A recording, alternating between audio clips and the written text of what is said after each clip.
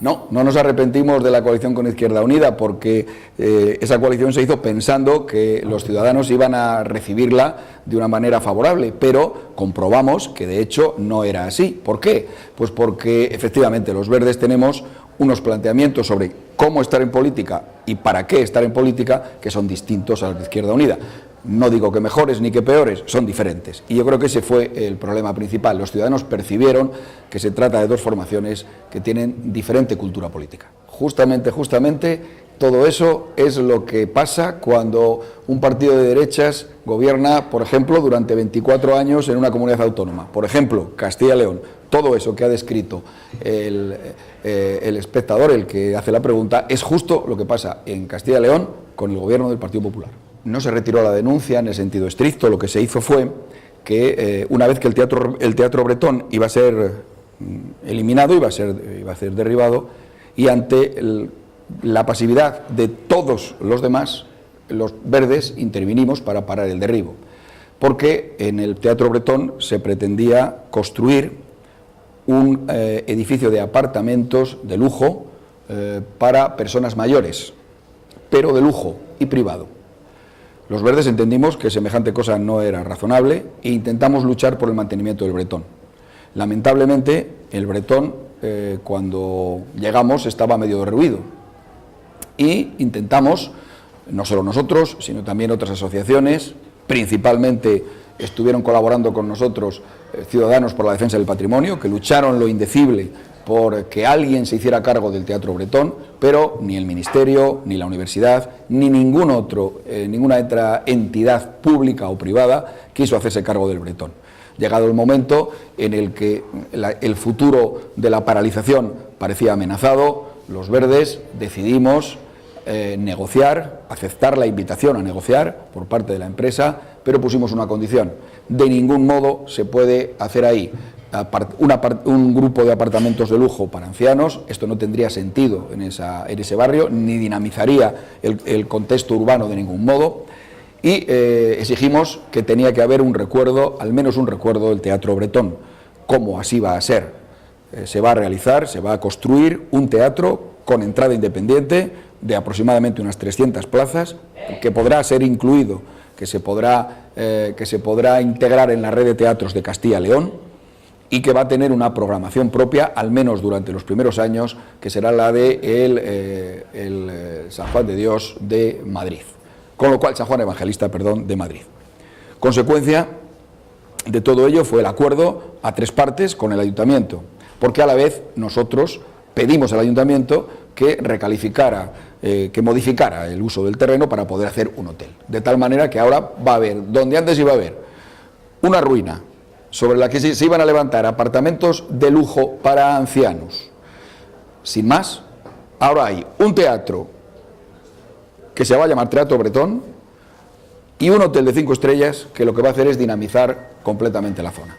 Me parece que la gestión es como poco brillante, y si alguien de los que ahora se quejan entiende que se puede hacer mejor, ¿por qué no lo hicieron? Los verdes no nos dedicamos a paralizar ahora, nos dedicamos a defender los intereses de los ciudadanos. Cualquiera de las actuaciones que hemos tenido siempre se ven precedidas de unas alegaciones en las cuales se advierte sobre la ilegalidad de lo que está pasando y que siempre va en contra de los intereses de los ciudadanos.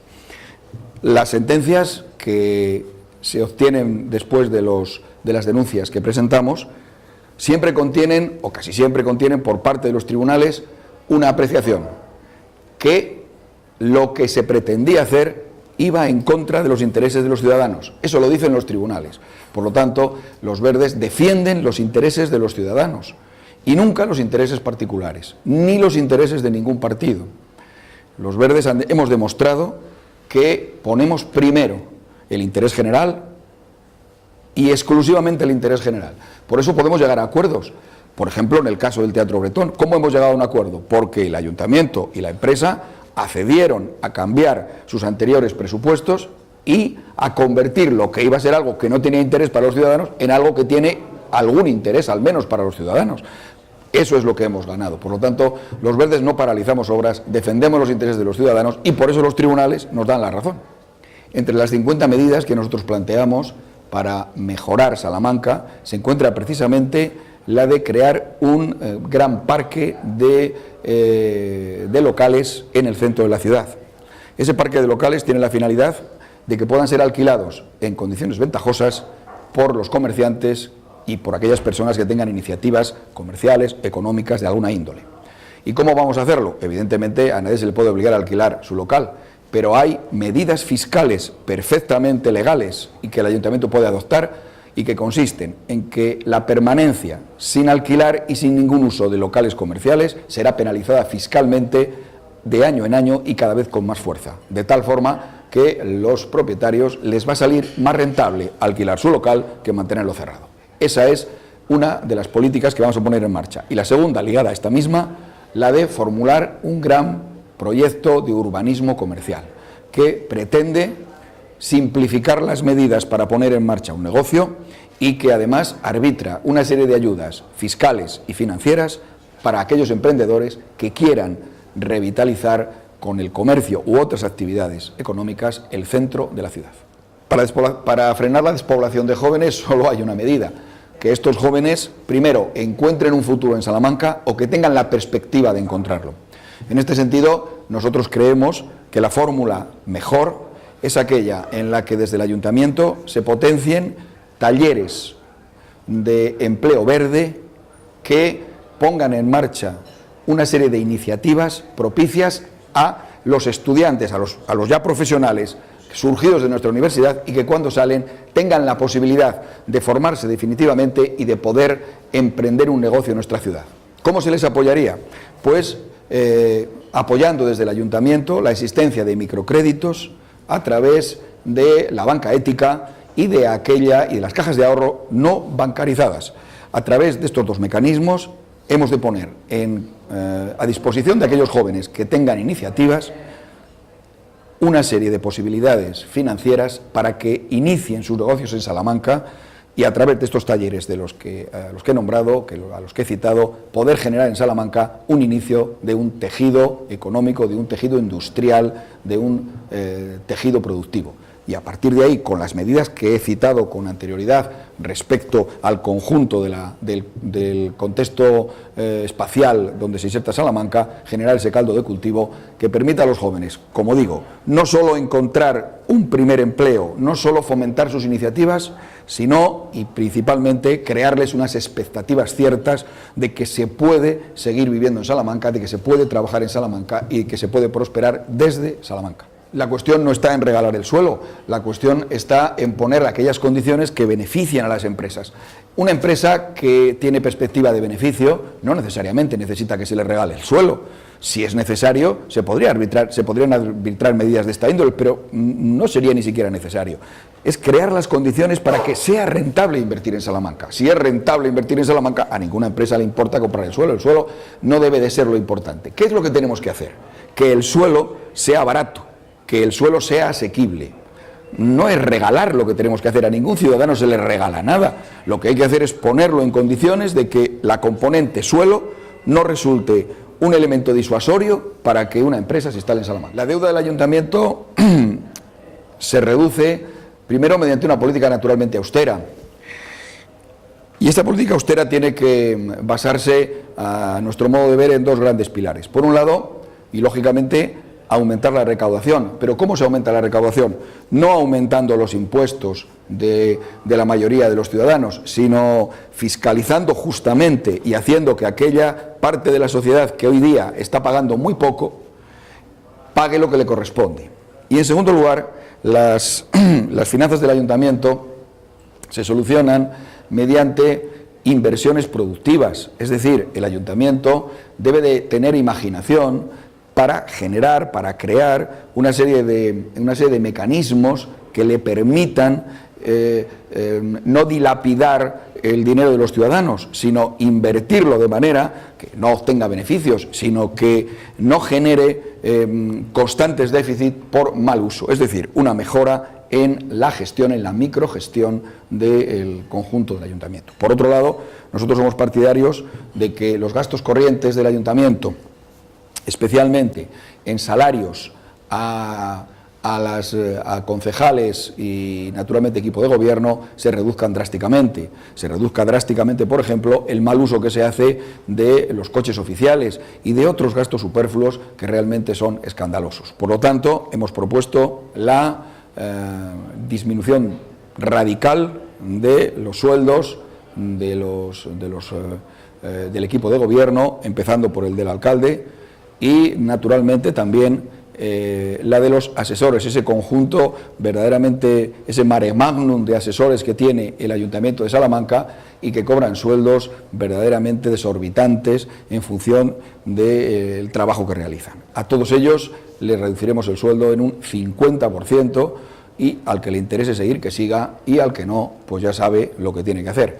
En todo caso, hay que tener también una visión imaginativa, y hay muchas maneras de hacerlo, patrocinios externos, privados, etcétera, de multitud de elementos, como por ejemplo parques, en fin, toda una serie de gastos que el ayuntamiento puede tener y que pueden ser patrocinados perfectamente por entidades privadas, que les van a sacar además un fruto extraordinario desde el punto de vista publicitario, y que eso puede aligerar a un ayuntamiento que se encuentra en una situación pues verdaderamente tan compleja.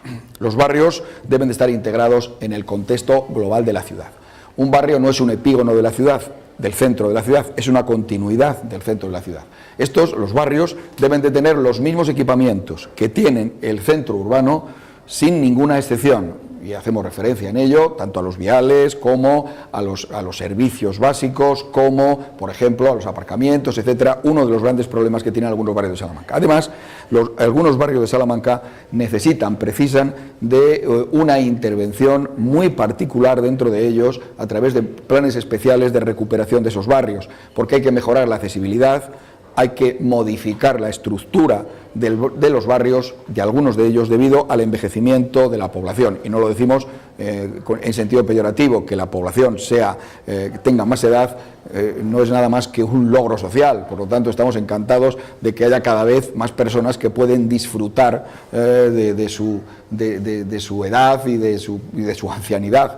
No estamos hablando de esto. Pero hay que dotar a los barrios pues de esas reformas. Y también dentro de ellos hay que hacer residencias, pequeñas residencias de día, fundamentalmente residencias de día, para que los ancianos, sin ser desplazados de sus barrios, sin ser desplazados de su entorno natural, sin embargo, puedan estar atendidos a lo largo del día en esas residencias. No son de alto coste y deben de estar repartidas en el conjunto de los barrios de Salamanca. Nosotros lo primero que haríamos sería, naturalmente, poner unas condiciones mínimas que son la aceptación de los ejes fundamentales de nuestro programa. Naturalmente, sin maximalismos, porque si se trata de apoyar a alguien se entendería que la otra parte tiene una mayoría con respecto a nosotros. Si esa situación se diera, las posibilidades de poder apoyar a alguien por nuestra parte estarían en quien aceptase eso. Lo que sucede es que nosotros creemos que es muy difícil que el Partido Popular pudiera aceptar ni siquiera acercarse a los presupuestos que nosotros consideraríamos irrenunciables. El río Tormes para nosotros, y entiendo que para la ciudad de Salamanca, es un eje vertebrador que hay que recuperar para la ciudad. Pero esto no solo hay que decirlo. Nosotros planteamos que en el Tormes pueda haber una o más playas. ¿Esto qué implica? Pues que estamos apostando por un río limpio, por un río libre de los vertidos que hoy lamentablemente tiene, y que en realidad lo que estamos pretendiendo decir es que el río Tormes sea una arteria vital en Salamanca y no una arteria fecal en Salamanca, que es lo que en la actualidad es. Por lo tanto, nuestra propuesta de una playa o varias playas en el río Tormes va en esa línea. Estamos dispuestos a que el río Tormes sea un río saludable para los salmantinos.